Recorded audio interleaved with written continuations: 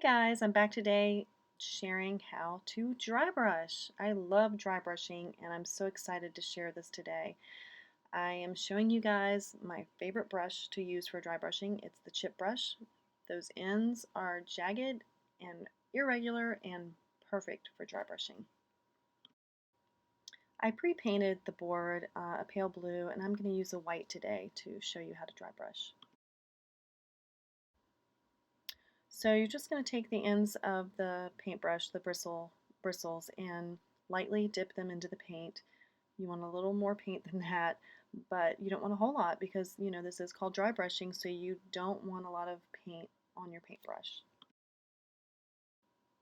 And so you want to be sure to dab some of that paint away. Even though you don't have much paint on your brush, you want to dab some of that paint away onto either a paper plate or a paper towel first. The main thing to remember here is little paint and a light hand.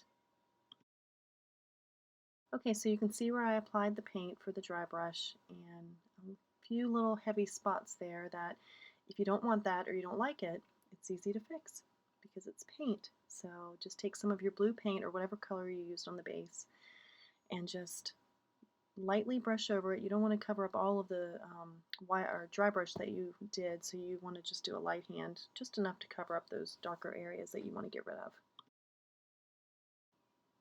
You can see that you have a very pale dry brush effect here. You can go a little bit darker or a little bit lighter, depending on your project. I'm going to go a little bit darker on the white for the bottom and show you what that looks like.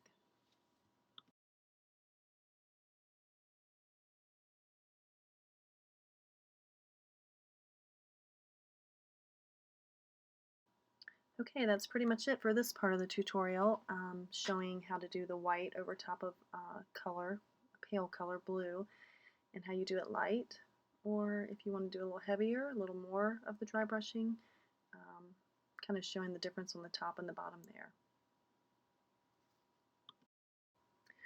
While I was editing and making the video, I realized it was a little hard to see the white paint on that pale blue, so I thought I would paint a little bit darker blue and go again.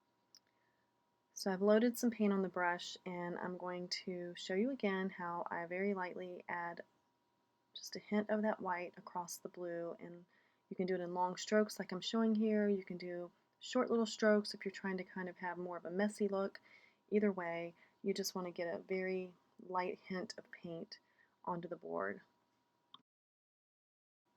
And right now I'm just kind of going back and forth over and over again, laying minute amount of paint down and even kind of blending a little bit of what I did lay down already. As you can see, it's starting to kind of have more of a blended look.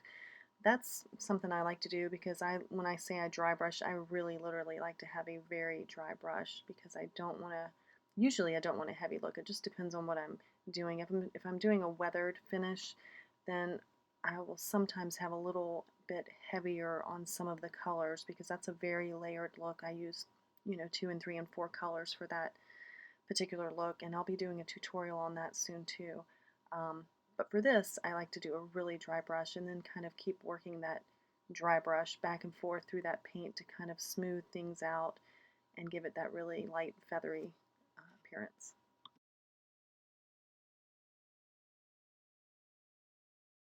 And so for fun, I thought I'd show you how to add even another layer of color if you're dry brushing. It doesn't have to be just one color. I'm actually going back in and using a little bit of that original pale blue color that I used the first time around and just adding a slight hint of that color here and there. And the thing with the paint is when it's wet, it ends up looking just white, just like the white there. But the magic happens when it dries, because once it dries, the color darkens and you can actually really see some nice depth and texture that you wouldn't have otherwise seen with just the one color. So I really like to use more than one color when I do dry brushing.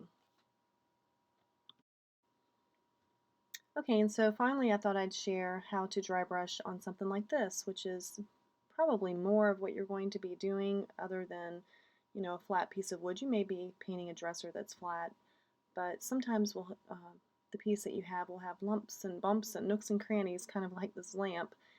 And I wanted to share also how you just very lightly go around and just hit those high points. And as you can see right there, I got a little more paint than I wanted in that one spot, so I just kind of wiped it away and continued on.